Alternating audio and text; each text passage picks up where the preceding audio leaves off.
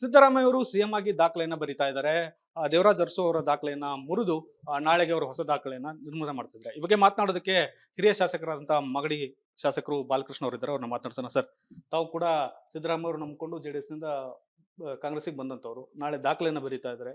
ದಾಖಲೆ ಜೊತೆಗೆ ಒಂದಷ್ಟು ಕಂಟಿನ್ಯೂ ಕೂಡ ಆಗುವಂತ ಒಂದಷ್ಟು ಮನಸ್ಸನ್ನ ವ್ಯಕ್ತಪಡಿಸ್ತಾ ಇದ್ದಾರೆ. ಸರ್, ಈಗ ಮೊದಲನೇದಾಗಿ ಅವ್ರಿಗೆ ನಾವು ಶುಭಾಶಯವನ್ನು ಕೋರ್ತೀವಿ. ಕಾರಣ ಏನಂದರೆ ಅವರು ಅತ್ಯಂತ ಹೆಚ್ಚು ದಿವಸಗಳ ಕಾಲ ಮುಖ್ಯಮಂತ್ರಿಯಾಗಿ ಮುಂದುವರಿರ್ತಕ್ಕಂಥದ್ದು. ದೇವರಾಜು ಅರಸು ಅವ್ರ ನಂತರ ಸಿದ್ದರಾಮಯ್ಯನವ್ರಿಗೆ ಕಾಂಗ್ರೆಸ್ ಪಕ್ಷ ಒಂದು ಒಳ್ಳೆಯ ಅವಕಾಶವನ್ನು ಮಾಡಿಕೊಟ್ಟು ಅವರು ಮುಖ್ಯಮಂತ್ರಿಗಳಾಗಿ ಆ ಒಂದು ಸಾಧನೆಯನ್ನು ಮಾಡಿರೋದಕ್ಕೆ ಮತ್ತೊಮ್ಮೆ ಶುಭಾಶಯವನ್ನು ಕೋರ್ತೇನೆ. ಮುಂದುವರಿಸ್ತಾರೆ, ಅವ್ರು ಇರ್ತಾರೆ, ಇನ್ನೊಬ್ಬರು ಬರ್ತಾರೆ ಅಂತಕ್ಕಂಥ ವಿಚಾರ ನಮ್ಮ ವ್ಯಾಪ್ತಿಗೆ ಬರ್ತಕ್ಕಂಥದ್ದಲ್ಲ, ಅದು ಹೈಕಮಾಂಡ್ ವ್ಯಾಪ್ತಿಗೆ ಬರ್ತಕ್ಕಂಥದ್ದು. ಹೈಕಮಾಂಡ್ ತೀರ್ಮಾನ ಮಾಡ್ತದೆ ಅದನ್ನು. ಬಹಳ ಪ್ರಮುಖವಾಗಿ ತಾವು ಕೂಡ ಸಚಿವ ಸ್ಥಾನದ ಆಕಾಂಕ್ಷೆ ಇರ್ತಕ್ಕಂಥವ್ರು. ಇಷ್ಟೊತ್ತಿಗೆ ಸಚಿವ ಸಂಪುಟ ಪುನರ್ರಚನೆ ಆಗಬೇಕಾಗಿತ್ತು, ಆದ್ರೆ ಆಗ್ಲಿಲ್ಲ ಅನ್ನುವಂಥದ್ದು.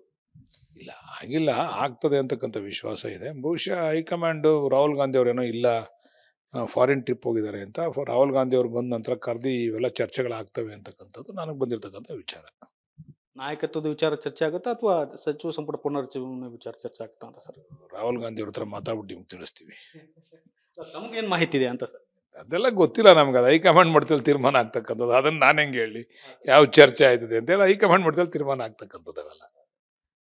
ಬಳ್ಳಾರಿ ಘಟನೆ ಗಮನಿಸಿದ್ರೆ ಅನ್ಕೊಳ್ತೇನೆ ಸರ್, ರಾಜ್ಯದಲ್ಲಿ ಕಾನೂನು ಸುವ್ಯವಸ್ಥೆ ಕುಸಿದಿದೆ, ಈ ತರ ಗೋಲಿ ಗುಂಡನ್ನ ಹಾಕ್ತಕ್ಕಂಥದ್ದು, ಮತ್ತೆ ಆಡಳಿತ ಪಕ್ಷನೇ ಇದನ್ನ ನಿಯಮ ಮೀರುತ್ತಾ ಇದೆ ಅನ್ನುವಂಥದ್ದು ಒಂದಷ್ಟು ಆರೋಪವನ್ನು ಮಾಡ್ತಾ ಇದ್ದಾರೆ.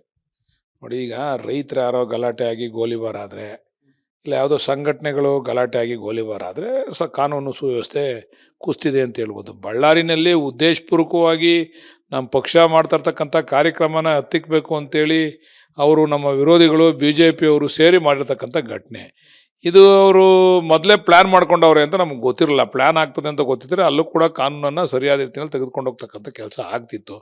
ಈಗ ಯಾರು BJP ಅವರು ಇದನ್ನು ಈ ಘಟನೆಗೆ ಕಾರಣ ಆಗಿದ್ದಾರೆ ಅವ್ರ ಮೇಲೆ ಸರ್ಕಾರ ಕ್ರಮ ತೆಗೆದುಕೊಳ್ತದೆ. ಇವರು ವೈಫಲ್ಯಕ್ಕೆ ಅಧಿಕಾರಿಗಳನ್ನು ಬಗಲಿಗೆ ಹಾಕಿದ್ದಾರೆ ಅಂತ ನಿಮ್ಮ ಹಳೆ ಸ್ನೇಹಿತರಾದಂಥ ಕುಮಾರಸ್ವಾಮಿ ಅವರು ಮಾತನಾಡಿದ್ದಾರೆ ಸರ್. ಅದು ಅದ್ರ ಬಗ್ಗೆ ತನಿಖೆ ಆದ್ಮೇಲೆ ಗೊತ್ತಾಗ್ತದೆ ಯಾರ ವೈಫಲ್ಯ ಏನು ಅಂತಕ್ಕಂಥದ್ದು. പക്ഷേ ಕುಮಾರಸ್ವಾಮಿ ಅವ್ರಿಗೆ ಏನೋ ಕನ್ಸು ಬಿದ್ದಿತ್ತೆ ಅನ್ನೋ ನಮಗೆ ಗೊತ್ತಿಲ್ಲ. ಅವ್ರನ್ನೇ ಕೇಳ್ಬೇಕು ನೀವು ಹೆಂಗೆ ಅಂತ.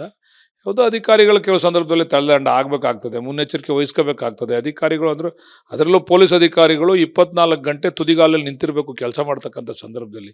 ಅಲ್ಲಿ ಅಂತ ಘಟನೆ ನಡೀತದೆ ಅಂತಕ್ಕಂಥದ್ದನ್ನು ಅವರು ಲೋಕಲ್ ಅಧಿಕಾರಿಗಳು ಇನ್ನೊಬ್ಬರು ಯಾರೋ ಅದನ್ನು ಊಹಿಸಬೇಕಾಗಿತ್ತು, ಊಹಿಸ್ತಿಲ್ಲ ಅಂತಕ್ಕಂಥದ್ರಿಂದ ಸರ್ಕಾರ ಕ್ರಮ ತೆಗೆದುಕೊಂಡಿದೆ.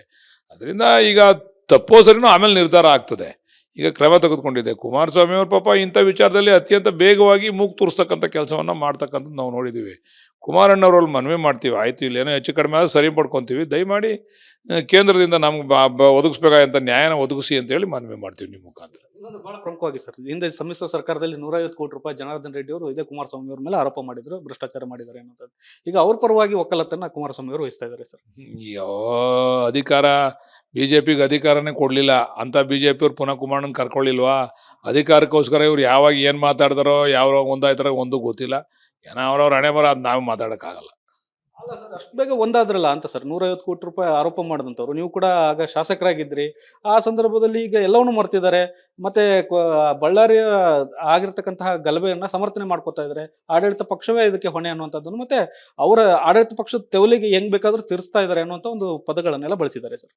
ಏನೋ ತೆವಲ್ ಬಗ್ಗೆ ಮಾತಾಡ್ತಾರೆ, ಅವರು ತೆವಲಿಗೆ ತಕ್ಕಂತೆ ಮಾತಾಡ್ತಾರೆ. ಅದ್ರ ಬಗ್ಗೆ ನಾವು ಮಾತಾಡೋದು ಸೂಕ್ತ ಅಲ್ಲ. ಇನ್ನು DCM ಅವ್ರ ಬಗ್ಗೆ ಕೂಡ ಒಂದಷ್ಟು ಇದು ಮಾಡಿದ್ದಾರೆ ಸರ್.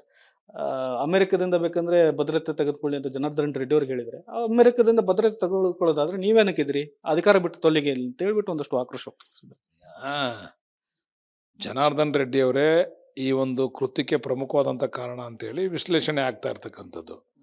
ಜನಾರ್ದನ್ ರೆಡ್ಡಿ ಅವರು ನಮ್ಮ ಪಕ್ಷದವರು ಮಾಡ್ತಾ ಇರ್ತಕ್ಕಂಥ ವಾಲ್ಮೀಕಿ ಜಯಂತಿ ಕಾರ್ಯಕ್ರಮವನ್ನು ತಪ್ಪಿಸ್ಲಿಕ್ಕೋಸ್ಕರ ಉದ್ದೇಶಪೂರ್ವಕವಾಗಿ ಗೂಂಡಾಗಳನ್ನ ಕರೆಸಿ ಇದನ್ನು ಕ್ರಿಯೇಟ್ ಮಾಡಿದ್ದಾರೆ ಅಂತಕ್ಕಂಥ ಉದ್ದೇಶದಿಂದ ಹೇಳಿರ್ತಕ್ಕಂಥದ್ದು.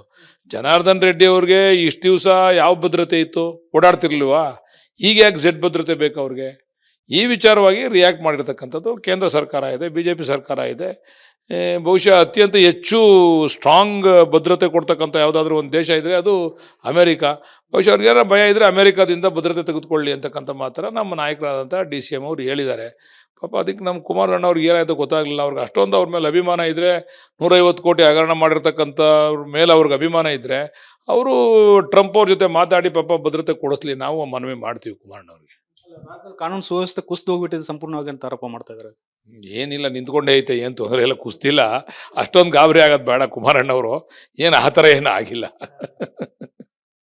ಇನ್ನೊಂದು ಸರ್, ಜನಾರ್ದನ್ ರೆಡ್ಡಿ ಅವರು ಬಳ್ಳಾರಿಗೆ ಬಂದ ಮೇಲೆ ಈ ಥರದ ಘಟನೆಗಳು ನಡೀತಾ ಅನ್ನೋದಾದ್ರೆ 1.5 ವರ್ಷ ಆಯ್ತು ಅವ್ರು ಬಂದು, ಎಷ್ಟು ಅಪಾಯಗಳಾಗಿದ್ದಾವೆ ಬಳ್ಳಾರಿಯಲ್ಲಿ ಅನ್ನೋದು ಚೆಕ್ ಬೇಕಾದ್ರೆ ಮಾಡಿಸಿ, ಯಾಕೆ ಹೊಣೆಗೇಡಿತನ ಮಾಡ್ಕೊಳ್ತಾ ಇದೆ ಸರ್ಕಾರ ಅನ್ನೋದು. ನೋಡ್ರಿ, ಇದುವರೆಗೂ ಕಾರ್ಯಕ್ರಮಗಳು ಆಯ್ತಾ ಇದ್ದು. ಜನಾರ್ದನ್ ರೆಡ್ಡಿ ಅವರು ಬಳ್ಳಾರಿಗೆ ಬರೋಕ್ಕಿಂತ ಮುಂಚೆ ಸರ್ಕಾರಿ ಕಾರ್ಯಕ್ರಮಗಳು ಆಯ್ತಾ ಇದ್ದು, ಎಲ್ಲೂ ಕೂಡ ಈ ಘಟನೆ ಆಗಿರಲಿಲ್ಲ. ಈಗ ಏಕಾಏಕಿ ವಾಲ್ಮೀಕಿ ಪ್ರತಿಮೆಯನ್ನು ಅನಾವರಣ ಮಾಡಬೇಕಾದ್ರೆ ಜನಾರ್ದನ್ ರೆಡ್ಡಿ ಅವರು ಇದ್ದಿದ್ದಕ್ಕೆ, ಈಗ ನನ್ನ ಮನೆ ಮುಂದೆನೂ BJP ಅವ್ರು ಹಾಕ್ತಾರೆ ಫ್ಲೆಕ್ಸ್ಗಳನ್ನ. ಅದಕ್ಕೆ ನಾವೇನು ಮಾಡೋಕ್ಕಾಯ್ತದೆ? ನಿಮ್ಮ ಮನೆ ಒಳಗೆ ತಂದು ಹಾಕಿದ್ರೆ ಕೇಳಿ, ನೀವು ಮನೆ ಮುಂದೆ ಹಾಕೊಂಡು ಹೋಯ್ತಾರೆ, ಅವ್ರವ್ರ ಅಭಿಮಾನಿಗಳು ಹಾಕೊಂಡು ಹೋಯ್ತಾರೆ. ಈ ನನ್ನ ಮನೆ ಮುಂದೆ ಹಾಕೋದು ಅದೊಂದು ಕ್ಷುಲ್ಲಕವಾದಂಥ ಕಾರಣ, ಗಲಾಟೆ ಮಾಡಲಿಕ್ಕೆ, ನಿಲ್ಸೋಕ್ಕೆ ಕ್ಷುಲ್ಲಕವಾದಂಥ ಕಾರಣ. ಅದಕ್ಕಾಗಲೇ ಈಗ ಸತ್ಯಶೋಧನಾ ಸಮಿತಿ ಹೋಗಿ ರೇವಣ್ಣವ್ರು ವರದಿ ಕೂಡ ಕೊಟ್ಟಿದ್ದಾರೆ, ಯಾರ್ಯಾರು ಗಲಭೆಗೆ ಕಾರಣ ಅಂತ. ಅದ್ರ ಬಗ್ಗೆ ತನಿಖೆ ಮಾಡ್ತಾರೆ ಸೂಕ್ತ ವೇದಿಕೆಯಲ್ಲಿ. ಸರ್ಕಾರಿ ಪ್ರಕರಣ ಮುಚ್ಚಾಕುವಂತ ಹುನ್ನಾರ ನಡೆಸ್ತಾ ಇದೆ ಅನ್ನೋದು. ಏನಿದು ಮುಚ್ಚಾಕುವಂಥ ಪ್ರಕರಣ ಏನಲ್ಲ ಇದು. ಈ ತನಿಖೆ ಆಗ್ತದೆ, ನ್ಯಾಚುರಲ್ ಜಸ್ಟಿಸ್ ಬಂದೇ ಬರ್ತದೆ ಆಚೆಗೆ. ಬಹಳ ಪ್ರಮುಖವಾಗಿ ಸರ್, ಈ ಜಯನಗರಲ್ಲಿ ಓಂ ಶಕ್ತಿ ಮಾಲೆ ಹಾಕಿದವ್ರ ಮೇಲೂ ಕೂಡ ಕಲ್ಲಿಸ್ತಕ್ಕಂಥ ಪ್ರಕರಣಗಳು ಬಂದಿರತಕ್ಕಂಥದ್ದು. ಇದೆಲ್ಲವನ್ನು ಗಮನಿಸಿದಾಗ ಕಾನೂನು ಸುವ್ಯವಸ್ಥೆ ಹಾಳಾಗಿದೆ ಅನ್ನುವಂಥ ಆರೋಪವನ್ನು ನೇರವಾಗಿ ಕಾಂಗ್ರೆಸ್ ಬಿಜೆಪಿ ಮತ್ತು ಜೆಡಿಎಸ್ನವ್ರು ಮಾಡ್ತಾ ಇದ್ದಾರೆ ಸರ್. ಇಲ್ಲಿ ಮೊದಲಿಂದನೂ ನಮ್ಮ ದೇಶ ಅಥವಾ ನಮ್ಮ ರಾಜ್ಯದಲ್ಲಿ ಈ ಥರ ದ್ವೇಷದ ಭಾವನೆಗಳನ್ನು ಯಾರಲ್ಲೂ ಕೂಡ ಬಿತ್ತಾ ಇರಲಿಲ್ಲ. ಈಗ BJPಯವರು ತಾವು ತಮ್ಮ ರಾಜಕೀಯ ಬೇಳೆ ಬೇಯಿಸ್ಕೊಳ್ಳಿಕ್ಕೋಸ್ಕರ ಈ ಥರ ದ್ವೇಷದ ಭಾವನೆಗಳನ್ನು ಬಿತ್ತಿ ಒಬ್ರಿಗೊಬ್ರು ನೋಡಿದ್ರೆ ಒಡೆದಾಡೋ ಮಟ್ಟಕ್ಕೆ ತಂದಿಕ್ಬಿಟ್ಟವ್ರೆ. ಮೊದಲು ಭಾಳ ವರ್ಷಗಳಿಂದ ಕಾಂಗ್ರೆಸ್ ಸರ್ಕಾರ ಅಧಿಕಾರ ನಡೆಸಿತ್ತಲ್ವ, ಎಲ್ಲರೂ ಈ ಥರ ದ್ವೇಷ ಭಾವನೆಗಳು. ಅವ್ರ ಪೂಜೆ ಅವ್ರು ಮಾಡ್ಕೊಳ್ಳೋರು, ಇವ್ರ ಪೂಜೆ ಇವ್ರು ಮಾಡ್ಕೊಳ್ಳೋರು, ಅವ್ರವ್ರ ಜನಾಂಗದ ಪೂಜೆ ಅವ್ರವ್ರು ಮಾಡ್ಕೊಳ್ಳೋರು, ಎಲ್ಲೂ ಇರಲಿಲ್ಲ. ಈಗ BJPಯವರು ಓಟ್ ನಾಸೆಗೋಸ್ಕರ ಎಲ್ಲರನ್ನೂ ಕೆರಳಿ ಒಬ್ರಿಗೊಬ್ರು ದುರ್ಗುಟ್ಕೊಂಡು ನೋಡೋಂಗೆ ಮಾಡಿಬಿಟ್ಟವ್ರೆ. ಸಣ್ಣ ಪುಟ್ಟ ಘಟನೆಗಳು. ನಮ್ಮ ಸರ್ಕಾರ ಪ್ರಬಲವಾಗಿದೆ, ಗಟ್ಟಿಯಾಗಿದೆ, ಅದನ್ನು ಕಂಟ್ರೋಲ್ ಮಾಡಿ ಹದ್ಬಸ್ತಲ್ಲಿ ಇರ್ತಕ್ಕಂಥ ಕೆಲಸ ಮಾಡ್ತದೆ. ಬಹಳ ಪ್ರಮುಖವಾಗಿ ಹಿಂದೂ ಮುಸ್ಲಿಂ ವಿಚಾರವಾಗಿ ತಿರ್ಕೊಳ್ತಾ ಇದೆ ಸರ್. ಈ ಕೋಗಿಲ ಬಡಾವಣೆ ವಿಚಾರವನ್ನು ಕೂಡ ಮುಸ್ಲಿಂ ಓಲೈಕೆಗೆ ಮಾಡ್ತಾ ಇದ್ರೆ, ಇಲ್ಲಿ ನೋಡ್ರಿ ಈ ಥರದ ಘಟನೆಗಳು ನಡೀತಾ ಇದೆ ಅನ್ನೋದು. ಮುಸ್ಲಿಂ ಓಲೈಕೆಗೋಸ್ಕರನೇ ಸರ್ಕಾರ ಇದೆ ಅನ್ನುವಂಥ ಆರೋಪಗಳನ್ನು ಕೂಡ BJP ಮಾಡ್ತಾ ಇದೆ. ನಮ್ಮ ಸರ್ಕಾರ ಮುಸ್ಲಿಂ ಓಲೈಕೆ ಅಂತಲ್ಲ, ಎಲ್ಲರನ್ನೂ ಓಲೈಕೆ ಮಾಡ್ತದೆ, ಬಡವ್ರನ್ನ ಓಲೈಕೆ ಮಾಡ್ತದೆ. ಆದರೆ BJPಯವ್ರಿಗೆ ಏನು ಅಂತಂದರೆ, ಅಲ್ಲಿ ಮುಸ್ಲಿಮ್ಸ್ ನಮ್ಗೇನು ಗೊತ್ತು ಯಾರು ಅವರೇ ಅಲ್ಲಿ ಅಂತ. ನಾವು ತೆರವುಗೊಳಿಸಿದ್ವಲ್ಲ, ಹಂಗಾರೆ ಮುಸ್ಲಿಮ್ಸ್ ಓಲೈಕೆ ಮಾಡಂಗಿದ್ರೆ ಕೃಷ್ಣ ಬೈರೇಗೌಡರು ತೆರವುಗೊಳಿಸ್ತಿರ್ಲಿಲ್ಲ. ತೆರವೇಗೊಳಿಸಿದ್ರು, ಇಲ್ಲಿಗಲ್ ಕನ್ಸ್ಟ್ರಕ್ಷನ್ ಆಗಿದೆ ಅಂತ. ಈಗ ಕೆಲವರು ಮನವಿ ಕೊಟ್ಟಿದ್ದಾರೆ, ಅದನ್ನು ನೋಡೋಣ, ಸಾಧಕ ಬಾಧಕ ಚರ್ಚೆ ಮಾಡೋಣ ಅಂತ ಹೇಳಿದ್ದಾರೆ. ಹಂಗಾರೆ ಮುಸ್ಲಿಮ್ನ ಓಲೈಕೆ ಮಾಡೋದಿದ್ದರೆ ಅದನ್ನು ತೆರವೇಗೊಳಿಸ್ತಿರಲಿಲ್ಲ. ಅಲ್ಲಿ ಇದ್ದವ್ರನ್ನ ಮುಸ್ಲಿಮ್ಸ್ ಅಂತ ಗೊತ್ತಿದ್ದು ತೆರವೇಗೊಳಿಸ್ತಿರಲಿಲ್ಲ. ಇಲ್ಲಿ ಯಾರನ್ನ ಓಲೈಕೆ ಮಾಡ್ತಕ್ಕಂಥದ್ದಲ್ಲ. ಕೆಲವು ಸಂದರ್ಭದಲ್ಲಿ ಸರ್ಕಾರಿ ಜಾಗದಲ್ಲಿ ಒತ್ತುವರಿ ಮಾಡ್ಕೊಂತ ತೆರವುಗೊಳಿಸ್ತಾರೆ.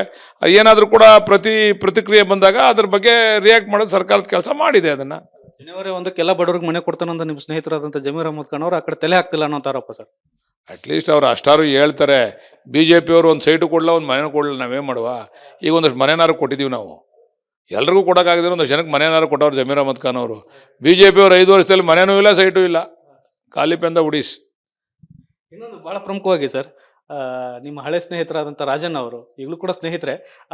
ರಾಹುಲ್ ಗಾಂಧಿ ಅವರು ಪತ್ರ ಬರೆದಿದ್ದನ್ನ ನೀವು ಗಮನಿಸಿಕೊಂಡಿದ್ರೆ ಅಂತ ಕೇಳ್ತಾನೆ ಸರ್. DK ಶಿವಕುಮಾರ್ ಅವ್ರ ಮೇಲೆ ಸಾಕಷ್ಟು ಆರೋಪಗಳನ್ನು ಮಾಡಿ ಪತ್ರ ಬರೆದಿದ್ದಾರೆ ಸರ್. ಪತ್ರ ಬರಿಬೋದು ಅಂತ ಅಂದರೆ ಯಾರ ಮೇಲೆ ಬೇಕಾದ್ರೂ ಪತ್ರ ಬರಿಬೋದು. ಪಾಪ ರಾಜಣ್ಣ ಅವ್ರಿಗೆ ಮಂತ್ರಿಗಿರಿಗೆ ಹೋದ್ಮೇಲೆ ಇನ್ನೇನು ಬೇರೆ ಕೆಲಸ ಇಲ್ಲ, ಅದನ್ನಾರು ಬರ್ಕೊಂಡಿರಲಿ. ಕೇಂದ್ರಕ್ಕೂ ರಾಜ್ಯಕ್ಕೂ ಏನು ನಡೀತಾ ಇದೆ ಪತ್ರ ಬರೆಯೋದು ಅಂತ, ಆ ಪತ್ರ ವ್ಯವಹಾರನಾರು ಮಾಡೋಕ್ಕೆ ಇವ್ರಿಗೊಂದು ಖಾತೆ ಕೊಟ್ಟು ಕೊಂಡಿಸ್ಬೇಕು ನಾವು ಅಷ್ಟೇ. KPCC ಅಧ್ಯಕ್ಷರಾಗಿ ಸರಿಯಾಗಿ ನಿರ್ವಹಣೆ ಮಾಡಲಿಲ್ಲ ಲೋಕಸಭಾ ಚುನಾವಣೆಯಲ್ಲಿ.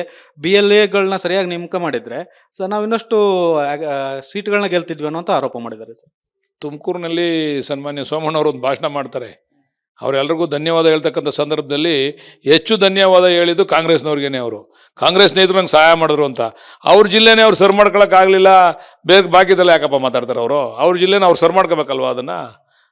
ಸೋಮಣ್ಣವ್ರು ಧನ್ಯವಾದ ಹೇಳಿದ್ರೆ ಸತ್ಯ ತಾನೆ. ನಿಮ್ಮ ಮಾಧ್ಯಮ ಮುಖಾಂತರ ನೋಡ್ದೋ, ಕಾಂಗ್ರೆಸ್ಸಿನ ಅನೇಕ ಮಂತ್ರಿಗಳು ಮತ್ತು ಮುಖಂಡರುಗಳು ನಮಗೆ ಇಲ್ಲಿ ಭಾಳ ಸಹಾಯ ಮಾಡಿದ್ರು ನನಗೆ ಅಂತ ಹೇಳಿದ್ರಲ್ಲ, ಇದನ್ನು ಯಾರು ಉದ್ದೇಶಿಸಿ ಅಂತ ಸನ್ಮಾನ್ಯ ರಾಜಣ್ಣ ಅವ್ರನ್ನ ಕೇಳಿದೆ ಮಾಡಿ. ಇನ್ನೊಂದು ಬಹಳ ಪ್ರಮುಖವಾಗಿ ಸರ್, ರಾಹುಲ್ ಗಾಂಧಿ ಅಪಾಯಿಂಟ್ಮೆಂಟ್ ಕೇಳ್ತಾ ಇದ್ದಾರೆ ರಾಜಣ್ಣ ಅವರು. ನಾನೆಲ್ಲವನ್ನು ತಿಳಿಸ್ತಾನೆ, ಏನೇನು ನಡೀತಾ ಇದೆ ಬೆಳವಣಿಗೆಗಳನ್ನ, ನನಗೊಂದು ಅಪಾಯಿಂಟ್ಮೆಂಟ್ ಕೊಡಿ ಅಂತ ಸರ್. ಆಯಿತು, ದಯಮಾಡಿ ಮೊದಲು ರಾಹುಲ್ ಗಾಂಧಿ ಅವ್ರು ಕೊಟ್ಟು ಇವ್ರ ಅಪಾಯಿಂಟ್ಮೆಂಟು, ಇವ್ರ ಅಭಿಪ್ರಾಯ ಎಲ್ಲ ತಿಳ್ಕೊಂಡು ಇವ್ರು ಹೇಳ್ದಂಗೆ ಕೇಳಿದ್ರೆ ಮುಂದೆ ನಮ್ಮ ದೇಶದಲ್ಲಿ ನಮ್ಮ ಸರ್ಕಾರ ಬರ್ತದೆ. ರಾಹುಲ್ ಗಾಂಧಿ ಅವರು ಪ್ರಧಾನಮಂತ್ರಿ ಆಯ್ತಾರೆ. ಸಂಕ್ರಾಂತಿ ಬರ್ತಾ ಇದೆ, ಸಂಕ್ರಾಂತಿ ಮುಗಿದ್ಮೇಲೆ ಏನಾದ್ರು ಸಂಕ್ರಾಂತಿ ಆಗುತ್ತಾ ಅಂತ ಸರ್ ಆಡಳಿತ ವಿಚಾರವಾಗಿ? ನಾನು ಆಗಲೇ ಹೇಳಿದೆ, ಅಷ್ಟು ದೊಡ್ಡವನಲ್ಲ ನಾನು ಅಂತ. ನನ್ನ ವ್ಯಾಪ್ತಿಗೆ ಬರ್ತಕ್ಕಂಥ ವಿಚಾರ ಅಲ್ಲ ಅದು. ನಾನು ರಿಯಾಕ್ಟ್ ಮಾಡೋದು ಒಳ್ಳೇದಲ್ಲ. ನೀವೇ ಒಂದು ಶಾಸಕರು ನೀವು ಇದ್ದಾಗ ನಿಮ್ಮಿಂದನೇ ಗಿರ್ಕಿ ಹೊಡಿತಾ ಇದೆ ಅದು. ಇಲ್ಲ ಆ ಥರ ಏನಿಲ್ಲ. ನಮ್ಮ ಅಭಿಪ್ರಾಯವನ್ನ ಕೇಳಿ ಒಂದು ಸೂಕ್ತ ನಿರ್ಧಾರ ತಗೊಳ್ಳಿ ಅಂತ ಹೇಳಿದ್ವಿ ನಾವು. ಹೈಕಮಾಂಡ್ ಅವ್ರ ಗಮನಕ್ಕೆ ತಂದಿದ್ದೀವಿ. ಅದು ವಿಶ್ವಾಸ ಇದೆ ಸರ್ ತೆಗೆದುಕೊಳ್ತಾರೆ ಅನ್ನುವಂಥದ್ದು. ಪಕ್ಷ ಉಳಿಬೇಕು ಅಂದ್ರೆ ತೆಗೆದುಕೊಳ್ಳೇಬೇಕು.